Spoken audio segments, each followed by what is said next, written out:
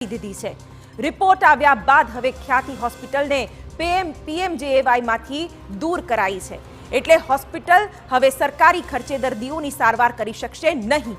ત્યારે જુઓ TV9ના ગ્રાઉન્ડ રિપોર્ટમાં ખ્યાતિ હોસ્પિટલને લઈને શું થઈ રહ્યા છે નવા ખુલાસા।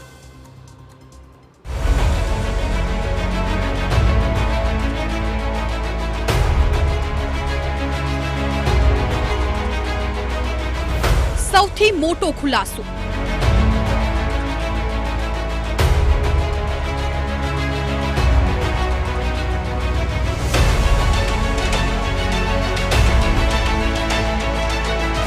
સારવાર નહીં ષડયંત્ર।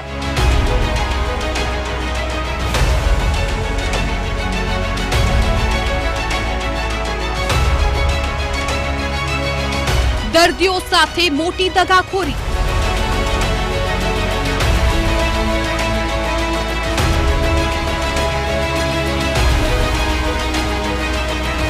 સરકારને લગાવ્યો ચૂનો। ખ્યાતિ હોસ્પિટલમાં દર્દીઓ સારવારના નામે સાજિશનો શિકાર બનતા હતા। હવે જે ખુલાસાઓ થઈ રહ્યા છે તેનાથી સ્પષ્ટ થઈ રહ્યું છે કે હોસ્પિટલમાં કેવી રીતે લૂંટ ચાલતી હતી। ખ્યાતિ હોસ્પિટલની વધુ એક પોલમપોલનો TV9 પર મોટો ખુલાસો થયો છે। સારવારના ખર્ચ અંગે દર્દીને રખાતા હતા અંધારામાં। પીએમજય કાર્ડમાંથી કેટલો ખર્ચ થતો તેની જાણ દર્દીને કરવામાં નહોતી આવતી। કોઈ પણ ઓપરેશન દર્શાવી ખર્ચની રકમ મેળવી લેવાતી હોવાની શંકા। કેગના રિપોર્ટમાં પણ ચોંકાવનારી વિગતો સામે આવી। એક જ દર્દીના આધાર કાર્ડનો ઉપયોગ અનેક જગ્યાએ થતો હોવાની આશંકા।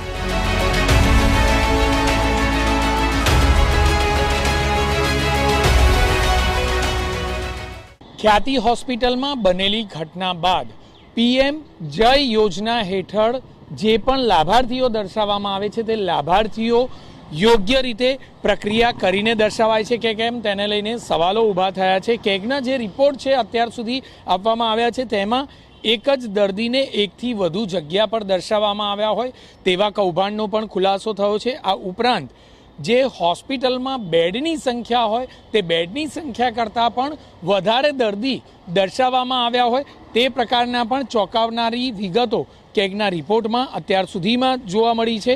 દર્દીના સગાને અત્યાર સુધી કોઈ પણ પ્રકારે ખબર પડતી જ નથી કે આખરે પીએમજય યોજના હેઠળ જે પણ દર્દીએ સારવાર કરાવી છે તે સારવાર હેઠળ તેના કાર્ડમાંથી કેટલી રકમ કપાઈ છે, કેટલો ખર્ચ થયો છે તેની જાણ જે લાભાર્થી છે તેના સગા કે લાભાર્થીને કરવામાં આવતી નથી।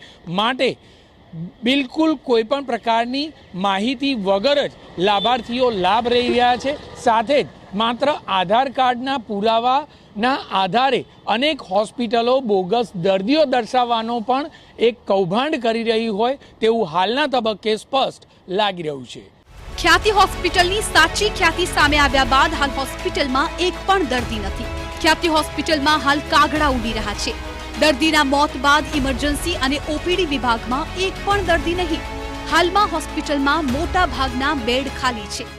ખ્યાતિ હોસ્પિટલની ઘટના બન્યા બાદ ઘોડા નાસી છૂટ્યા પછી હવે તબેલાને તાળા મારવા માટે આરોગ્ય વિભાગની ટીમ કામ પર લાગી છે। મહત્વની બાબત છે કે ખ્યાતિ હોસ્પિટલમાં એક બે નહીં પરંતુ સંખ્યાબંધ ઓપરેશન પીએમજય કાર્ડ યોજના હેઠળ કરવામાં આવતા હતા। કાર્ડિયોલોજીના હોય, યુરોલોજીના સર્જરીની વાત હોય, ન્યુરોલોજીની સર્જરી હોય, હિપ રિપ્લેસમેન્ટ કે જોઈન્ટ રિપ્લેસમેન્ટની કોઈ પણ પ્રકારની સર્જરી હોય, આ તમામ સર્જરી પીએમજય કાર્ડ હેઠળ કરવામાં આવતી હતી જેની તમામ વ્યવસ્થા હોસ્પિટલમાં હોવાની વાત કરવામાં આવી હતી। એક બે નહીં પરંતુ સંખ્યાબંધ દર્દી અલગ અલગ કેમ્પ કરી અને અહીં લાવવામાં આવતા હોવાનું જાણવા મળી રહ્યું છે। આ ઉપરાંત જે દર્દીઓએ સારવાર મેળવી છે તે દર્દીઓના યોગ્ય અને સાચા ઓપરેશન થયા છે કે કેમ તે બાબતની તપાસમાં પણ આરોગ્ય વિભાગ કામ પર લાગ્યું છે। પરંતુ સૌથી મહત્વની બાબત કે નિશ્ચિત કરેલા દિવસો દરમિયાન કેમ્પ પૂરા થયા બાદ અચાનક જ પીએમજય કાર્ડની મંજૂરી એક જ દિવસે વધુ પડતા દર્દીઓની કેવી રીતે આપવામાં આવતી હતી આ બાબતમાં અધિકારીઓ પણ સંકળાયેલા હોય તેમની પણ મિલીભગત હોય તે બાબતો સ્પષ્ટ છે। પરંતુ આખરે આવા અધિકારીઓ સામે પણ પગલાં ક્યારે લેવાય છે તે બાબત સૌથી મહત્વની છે। અમદાવાદની ખ્યાતિ હોસ્પિટલમાં સર્જાયેલી ઘટના બાદ તંત્રએ હરકતમાં આવી જવું પડ્યું છે। સરકાર સતત મેરેથોન બેઠક કરી રહી છે। હવે સરકાર આ કેસમાં ફરિયાદી બનશે. મુખ્યપ્રધાન ભૂપેન્દ્ર પટેલ, આરોગ્ય પ્રધાન ઋષિકેશ પટેલ તેમજ ઉચ્ચ પોલીસ અધિકારીઓની હાજરીમાં યોજાયેલી બેઠકમાં આ નિર્ણય કરાયો. આ મામલે પોલીસે પણ કાયદેસરની કાર્યવાહીનો અહેવાલ રજૂ કર્યો હતો. આ બેઠક પ્રથમ દ્રષ્ટિએ હોસ્પિટલની ગંભીર બેદરકારી સ્વીકારી હોવાની પણ માહિતી છે. હવે હોસ્પિટલના સત્તાધીશો અને ડોક્ટરો વિરુદ્ધ કડક કાર્યવાહી કરાશે, જેના ભાગરૂપે હોસ્પિટલનું લાયસન્સ પણ રદ કરવામાં આવશે. આરોગ્ય વિભાગના ઉચ્ચ અધિકારીઓનું કહેવું છે કે પ્રાથમિક તબક્કે દર્દીઓની સારવારના નામે પૈસા પડાવવાનું કૌભાંડ કર્યું હોય તેવું લાગી રહ્યું છે. આ જોતા હોસ્પિટલનું બાકી પેમેન્ટ રોકી દેવામાં આવ્યું છે. આ ઉપરાંત નિષ્ણાંતોની ટીમના રિપોર્ટ બાદ આરોગ્ય કમિશનરના વડપણ હેઠળ વધુ નિર્ણય લેવામાં આવશે.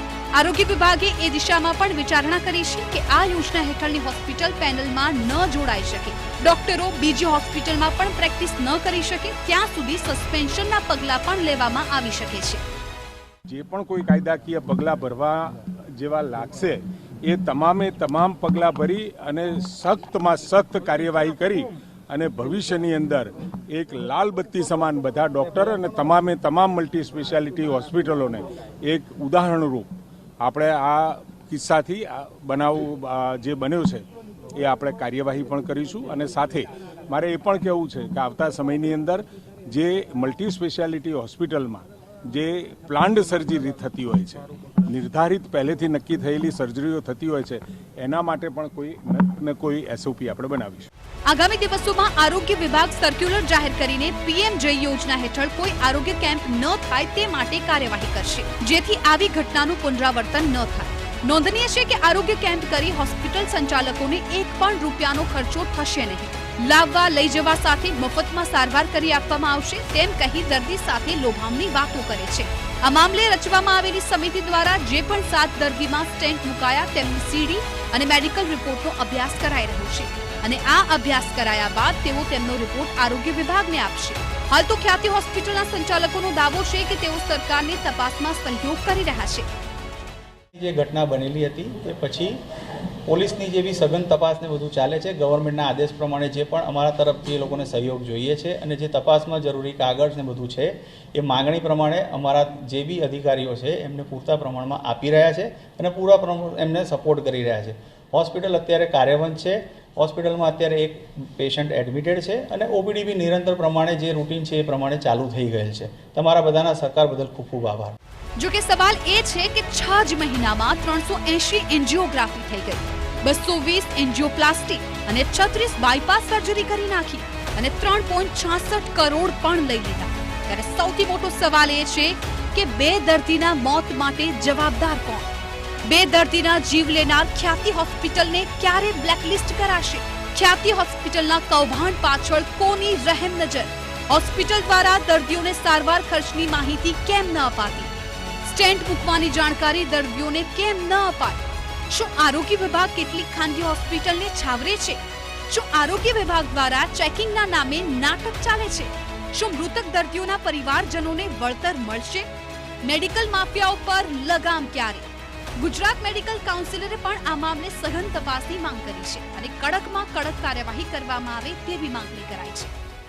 ગુજરાત મેડિકલ કાઉન્સિલે એની સુમોટો નોટિસ કાઢી છે અને જે પણ ડોક્ટર મિત્ર હોય અને જે પણ સંસ્થાના પ્રતિનિધિ હોય એ દરેક સામે અમે 7 દિવસના ગાળામાં એની શોકોસ નોટિસ આપી છે અને જરૂરી પુરાવા આપવાની એમાં વાત કરી છે અને જે પણ કસૂરવાર આવશે એની ચોક્કસ કાયદાકીય એના માટેના પગલાં સખતમાં સખત ખરાબ પગલાં ભરવામાં આવશે અને જે તે સરકારી વિભાગને પણ જાણ કરવામાં આવશે કે આના માટેની જે પણ સંસ્થાનું રજિસ્ટ્રેશન હોય કે જે પણ એની વ્યવસ્થા હોય એની માળખાકીય પણ તપાસ થાય.